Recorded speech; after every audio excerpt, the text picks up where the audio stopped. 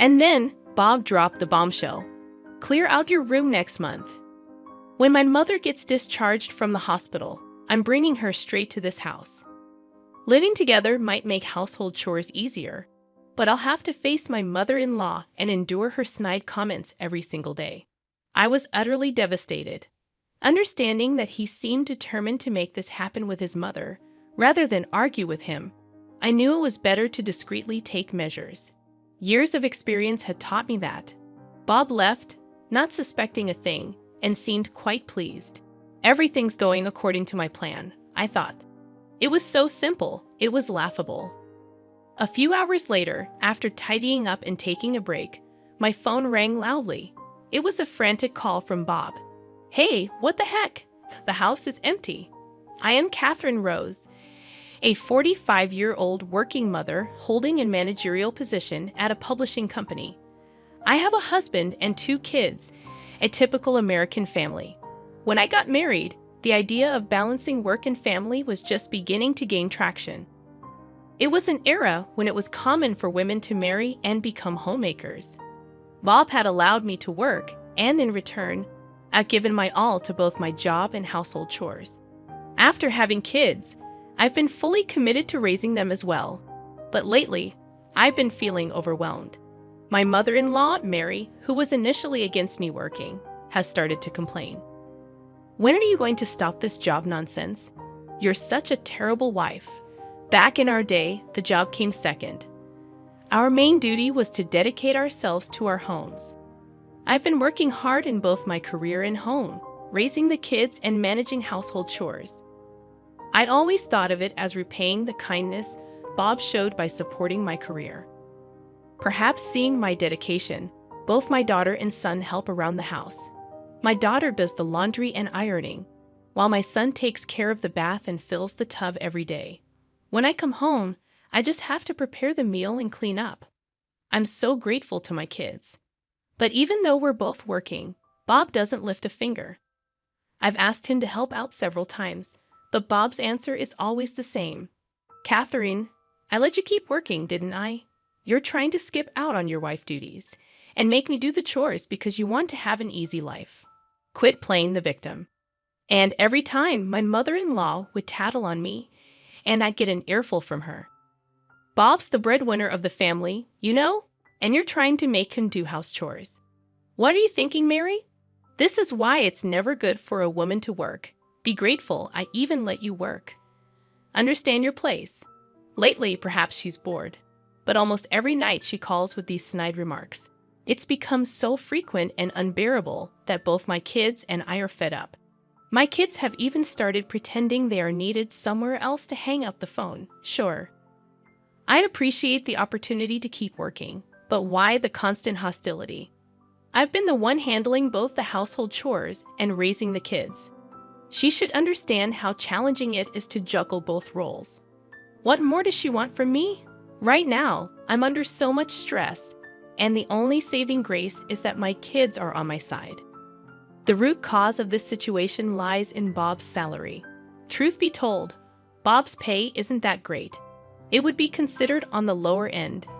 He had a tough time finding a job and eventually landed one at a small company thanks to a family connection. If he had shown some initiative, I wouldn't have cared about the low salary and would have supported him wholeheartedly. However, Bob got down on himself because of the way he got the job. In the beginning, he used to mutter things about how he should have been working at a bigger, more renowned company. He only ever did the work given to him, never striving for promotions or looking for new job opportunities. Someone truly capable would have studied on the side or honed their skills to find better job opportunities, but Bob didn't. So he only ever got raises based on seniority, and his performance-based bonuses were always the bare minimum. On the other hand, the company I work for is a nationwide corporation with parental leave policies in place early on. While it felt the effects of the economic bubble, it's a reputable company that has managed to avoid major salary cuts. Moreover, I've climbed up to the position of manager, successfully handling a significant number of contracts and projects. Naturally, I've earned considerably more than Bob. I'm even covering our kids' expenses, using my paycheck to set aside money for their college funds. I've taken full advantage of the benefits of working for a large corporation. Looking back, it feels like I was living off my savings when I took parental leave for my 2 children and had no salary. With Bob's salary, there's no way he could cover all the living expenses with 2 kids. I don't recall ever receiving living expenses from Bob, and there's no record of any transfers. Perhaps Bob let me continue working because he thought he could rely on my earnings. Lately, I've been thinking about this a lot, wondering if we've mostly been living on my salary. To confirm this suspicion, I looked at my bank book, and it became evident. The rent, utilities, groceries, and the kids' school fees. I've been paying for all of it. There's not a single penny coming in from Bob's account.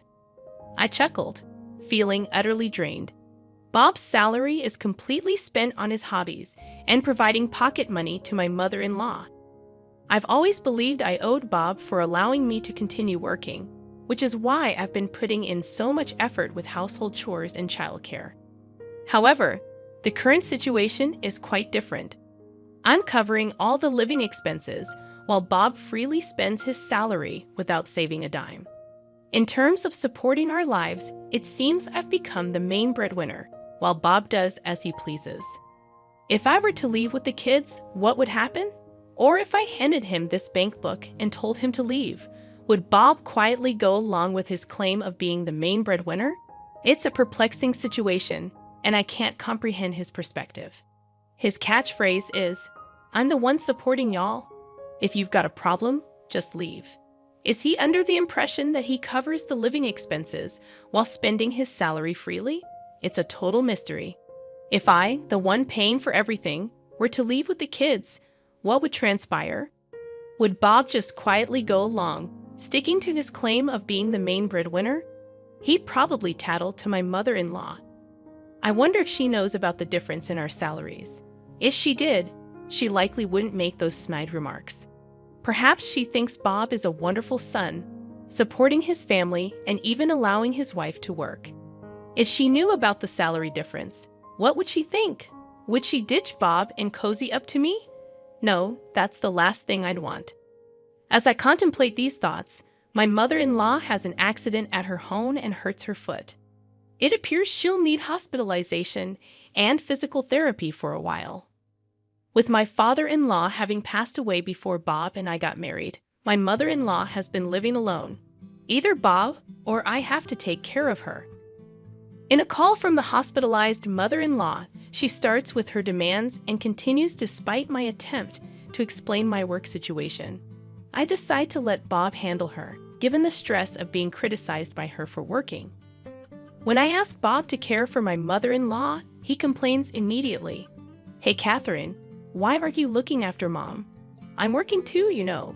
Despite being his mother, he shifts all caregiving responsibilities to his wife. Holding back my frustration, I reply, "I have work too, Bob, plus all the chores at home. If you'd help around the house, maybe I could visit her more. More importantly, I think your mom would be happier if it was you who came to care for her." While venting stress on a daughter-in-law is common, it's better to approach such situations with positivity. So I keep finding reasons to avoid caring for my mother-in-law. I diligently washed and folded my mother-in-law's laundry, carefully packing it into a bag. If she asked for specific items, I made sure to buy them, even checking the names of the products she requested. Even if Bob took credit for these things and I ended up shouldering the blame, I didn't mind. I just wanted to avoid hearing my mother-in-law's snide remarks. Thankfully, my judgment seemed right. My mother-in-law greeted Bob with a big smile every day. Apparently, for a mother like mine, nothing beats the joy of being cherished by her son. Having her beloved son around must feel much better than dealing with a daughter-in-law she'd want to make sarcastic comments about every day. It seemed like she eagerly awaited Bob's return from work, focusing on chatting with him. She handed Bob a shopping list note, and since the first time she was admitted to the hospital, she hadn't called me. Observing my mother-in-law's smiling interactions with Bob, it seemed he felt like he was being a good son. Even when he returned home at night, He handed me the laundry and shopping notes without any complaints. Although Bob would throw in some sarcastic remarks at me while handing over my mother-in-law's things, I was able to live peacefully. In the middle of the night, I muttered to myself that I just didn't want to hear any of my mother-in-law's complaints right now. I hoped for things to stay peaceful for a while. However, injuries took a toll on my mother-in-law's age, and despite my efforts through Bob for her rehab, she tended to skip it. Delighted with her son's visits, she would wait in her room for Bob's arrival, making various requests. While my mother-in-law rarely called on me directly, I was the one who actually fulfilled her requests, running errands, doing laundry, and even bringing her snacks. All she did was sit in her hospital room, chatting cheerfully with her son, while I handled the housework. It was a relief not to see my mother-in-law, but I was worn out from her numerous requests, and shopping alone became a significant chore. Understanding that living alone was inconvenient with her weakened legs, my mother-in-law made a shocking request to Bob. She expressed difficulty in shopping and preparing meals, asking him not to leave her alone. Of course, Bob sided with her, suggesting they live together. It seemed they were moving in that direction without consulting me. Finally, Bob dropped the bombshell. He would be living with his mother starting next month, instructing me to clear out my room. From the perspective of efficiency in household chores, it made sense for my mother-in-law to live with us. However, I was now faced with the prospect of seeing my mother-in-law every day and enduring her nagging. Despite my downcast feelings, Bob acted as if it was already decided that we would all live together. "I understand," I replied with little energy. Bob seemed determined to force this co-living situation, regardless of the despair I felt. It might be better to secretly make plans rather than argue about it. I knew this from years of experience. While Bob and my mother-in-law happily planned for the move, I constantly thought about how I could escape. I have my own room where I gather and review work materials. It's like a study or an office, essential for me. Bob wants me to give it up. Without this room, my work would be impacted, and I might have to come home even later than I do now. I muttered to myself while staring at the bookshelf, wondering where to move all these books and documents. I can't leave them at home if we live with my mother-in-law. They're too important to risk getting thrown away or damaged. It may sound like something out of a TV drama, but I really fear she might throw them out, especially since she'll probably target what she knows is important to me. And if I dare complain, she'll feign ignorance and run to Bob for support. There will be no peace for me in this house once we start living together. I can see her bossing me around and making snide remarks about my work, wearing me out. What should I do? If my mother-in-law is coming to this house, I had a sudden realization. Why hadn't I thought of this simple solution before? It seems living with my mother-in-law and all her nagging wore me down more than I realized. It felt like the fog before my eyes was gradually clearing up. Well, of course, there's absolutely no need for me to hold back. Why didn't I realize something so simple? I mumbled to myself and immediately began making preparations. As the month changed, the day of my mother-in-law's discharge from the hospital arrived. Bob was all excited, having taken the day off from the start of the morning. "Hey, you better take proper care of my mom from now on. Don't think I'm going to step in like I did when she was in the hospital," he said in a commanding tone. Without responding to Bob's order, I changed the subject. "Oh, speaking of which, your mom's been in the hospital for quite a while, right? Hospital food is bland, and they don't give you much. I bet a gourmet like her wasn't satisfied. I think the discharge process and packing will take up the morning. So why don't you take her out for some good food? You took the day off after all. How about a nice drive, just the two of you? I think she'd really appreciate it." I handed Bob a generous amount of cash. I had set aside some money for living expenses and even Bob's personal spending, but this was more than his monthly allowance. Surprised by the unexpected bonus, Bob's spirits lifted even higher. "Well, aren't you thoughtful? All right, I'll use this money and go for a drive with my mom. I'll give you a call when we decide about dinner. Make sure the house is in tip-top shape for my mom. All right. Without a hint of suspicion, Bob happily left. Everything was going just as I had planned. It was almost too simple. I couldn't help but laugh. This should buy me some time. I eagerly anticipated Bob and my mother-in-law's return as I continued tidying up the house. It was crucial to finish cleaning before they came back. A few hours later, just as I was taking a break after completing my tasks, my cell phone rang loudly. The call came in a flustered tone from Bob. "Hey, what's going on? The house is empty." That's right. After Bob went to pick up my mother-in-law, I moved all our stuff to the new house we just rented.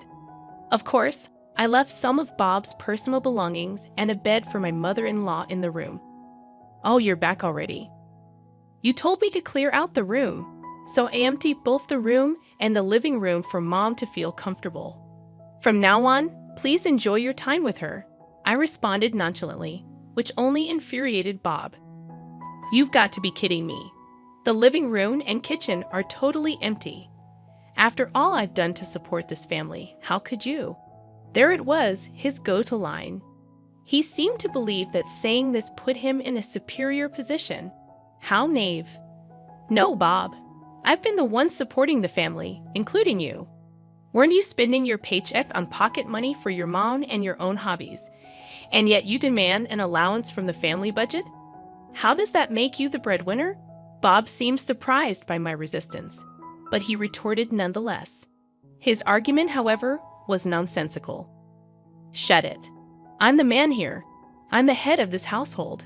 You, as my wife, should just do as I say. Now put everything back the way it was." "No thanks. I bought all the furniture in the living room and all the kitchenware with my salary. The kids are with me, so don't worry. I also paid for the rent, utilities, and groceries of that house. So, in reality, I'm the breadwinner. Why did you decide to live with your mom without consulting me? I can't live with someone so selfish as you. Wish you can be the provider. Now live your life as you please." It seemed that Bob finally realized my intentions. "Hold on. Are you saying the rent for this place I've paid up until the end of this month, but from next month, you'll need to handle it? I've also canceled all the automatic payments for electricity, gas, and the internet. So good luck with that." Bob's words probably tipped off the situation. My mother-in-law also started making a racket in a loud voice. "How could you do this, Catherine? Just because you have a job doesn't mean you can act all high and mighty. Fine, Bob and I will live here in luxury." Oh, does my mother-in-law not know about Bob's earnings? I hope you can have that luxurious life. That is, if your son can afford it anyway.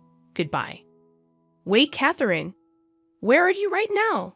I didn't bother listening to the rest of Bob's rant. I hung up and blocked both Bob and my mother-in-law's numbers. The aftermath unfolded as expected. With his meager salary from an uninspiring job at a small company, Bob had little left after paying the rent and utilities for the needlessly spacious apartment that once housed a family of 4. Constant bickering between Bob and my mother-in-law became a regular occurrence. In their new, oversized living space, complaints about meals were met with retorts like, "Can't you provide something better for your mother? And shut up. If you want something else, make it yourself. You're just making excuses, saying walking is too hard after slacking off on your rehab. You don't do anything at home, Mom. You're just wasting time." Neglecting her rehabilitation, my mother-in-law's legs weakened, and she refused to engage in any home workouts. Frustration crept in as her unreasonable demands on Bob increased. There were even concerns about early signs of Alzheimer's. Adding my mother-in-law's pension, their financial situation felt like poverty. Moving to a smaller, more suitable place seemed logical, but it appeared Bob hadn't considered it. Since that incident, I had blocked all communication from both Bob and my mother-in-law. They didn't know our new address, and any attempts to contact me were futile. Their living situation was on the verge of collapse. With a decent income, thanks to my children's help, I managed to lease a nice apartment where each of my kids had their own room. A spacious room served as both a bedroom and workspace. Although the rent might be a bit high, Without Bob in the picture, I was saving more than enough. My children, tired of being belittled by their father, were now living freely. Their helpfulness around the house was evident, and chores felt good without the constant criticism. Praising and thanking them for their assistance became a normal occurrence, and I was glad my children hadn't become bitter. Heading back to the apartment where my kids awaited, I initiated divorce proceedings through a lawyer. I lived on my salary while Bob spent all his earnings on himself and my mother-in-law, a valid reason for divorce in my book. Bob tried to argue against it, but my lawyer shut him down every time. His claim of being the breadwinner without contributing was labeled as verbal and financial abuse. In exchange for not seeking alimony and child support, I got custody of the kids. We agreed on no property division since the savings for the kids' college were from my earnings. Grateful that the car and house were in my name and rented, I could now focus on my job without complaints. With the money saved for college and my future earnings, I planned to support my kids in whatever they'd wanted to pursue. Today, I was determined to work hard,